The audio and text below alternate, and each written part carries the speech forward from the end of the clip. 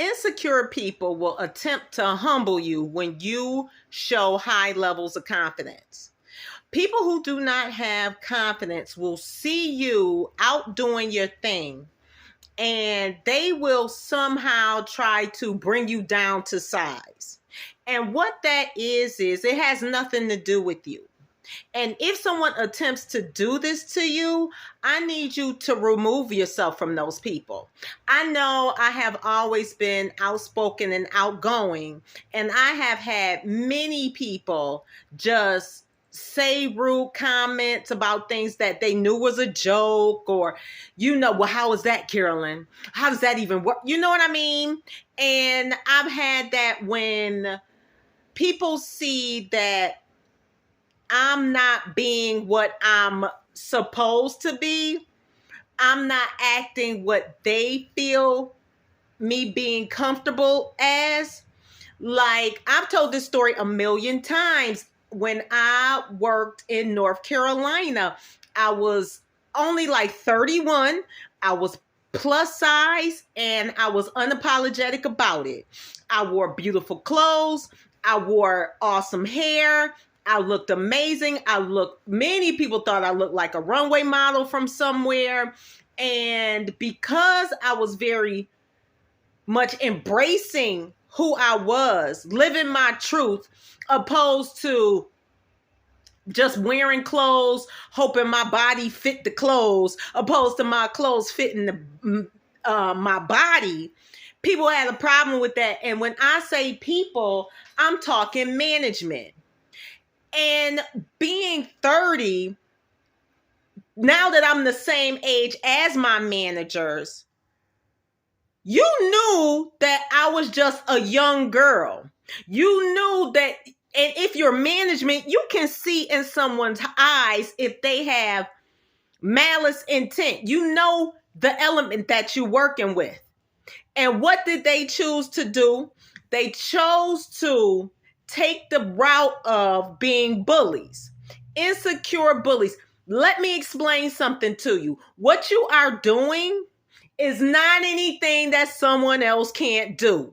They had every power to put on clothes that at least had color. They didn't. One of the biggest flunky managers of them all wore all brown. She was brown skinned like me, dyed her hair brown, wore brown. I was like, what? And then here I come with beautiful clothes with vibrant colors and beautiful materials, just things that I spent my life cultivating, because it was not easy for me growing up being plus size. And I found every resource out there to make sure that when the time came for me to be a beautiful woman, I had what I needed. And at 31, 32, that is grown woman age. That's the time. And I saw the fork in the road. Either I'm going to be fully confident with who I am and the person I've attempted to cultivate, or I can be something that everybody else is comfortable with. And I was like, they just gonna be mad, because I had spent my whole life dealing with people trying to put me in a box and in the corner. And when I laugh too loud, when I say something too intelligent, when I say something too funny, somebody trying to check me. And I was like, you can go to hell with that. I'm going to be the person I'm meant to be. And I did just that. And they couldn't take it. They couldn't take it until finally I quit, which for somehow they were shocked. Somehow they were shocked that I quit, because I'm looking at them like what they tried to label me as was a slut, because I wore dresses and skirts without stockings. I didn't wear anything with no plunging necklines. I didn't wear anything micro mini. I wore beautiful skirts with heels. Wow, how original. Groundbreaking. Did she wear a skirt and heels? Wow. What? Amazed. I've never would have thought to wear a skirt with heels. What? Really? For real? Like, that's really the stuff they was on. And that's what people will do to you. And when I quit, I was like, there was so many other dramas. Like, one of the people that they just love so much, mainly because he was an attractive male, he went and got himself suspended or written up for sexual harassment. That show you how alert and astute their managerial tactics were. That show you where they was at. They was praising and loving this guy who was sexually harassing a woman right under their nose. That's who they was promoting. And here I am trying to help the customers they were telling me to lie to.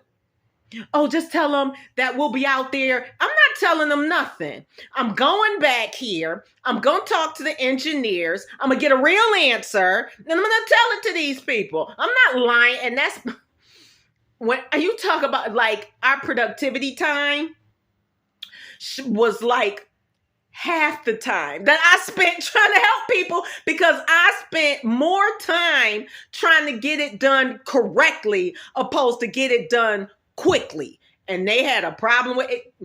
I was like, hey, it is what it is. But these people, I'm looking at people constantly getting a runaround. I'm like, I'm helping these people. I'm taking the time.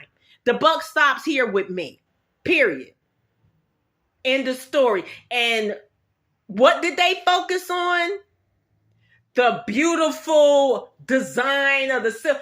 Listen. If you are in your 50s and all you know is your front yard and your house, that's your problem. But people who have confidence, they take chances. They take risks. They look at the situation and make an educated guess and play the odds in their favor and hope for the best. But you sitting there wishing on the star. Let me tell you something. I was walking home. I had went and donated some books to this little mini children's library. I come home. I get to the corner that I get to like every single day. And what's at the corner? This 5-car pileup.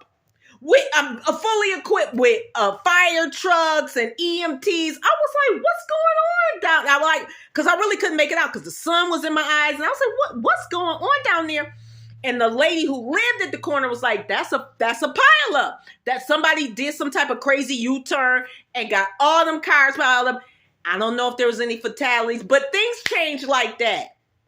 If you think that safety and security exists, it doesn't. You can hope for the best, but you can't control things that happen in this world. So you sitting around here worried about what other people are going to say about you, and you not taking chances, you not traveling, you not wearing a dress you want to wear because of what somebody might say, who is only going to be in your life for a blip. You are playing yourself. You are kidding yourself. When people try to keep you down, that is on them. That is their fear, not you. That is their insecurity, not yours. You didn't do anything wrong. You didn't come out the house that day and was like, I'm going to screw up such and such's life by wearing orange. It's the most ridiculous thing.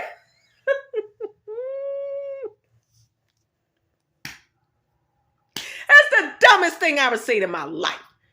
That's the dumbest thing I ever seen in my life. We got real villains out here, and you pissed off because somebody wore something beautiful and you ain't got the guts to do that. Please.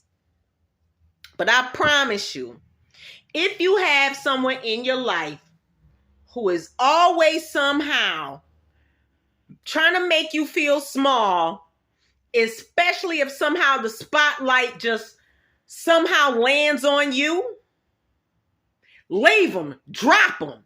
Drop them. Play this video in front of them. Tell them I said it, because they gotta go. Their insecurity has nothing to do with you. You are designed to be bright. You are designed to be brave. You are designed to be bold. And if they have a problem with it, that's their business, not yours. So I'm out here, what we used to say, pulling their card. I'm putting you on Front Street. I'm dropping a dime. I'm letting you know. If you got an issue, fix it. Because ain't nobody not living because of you.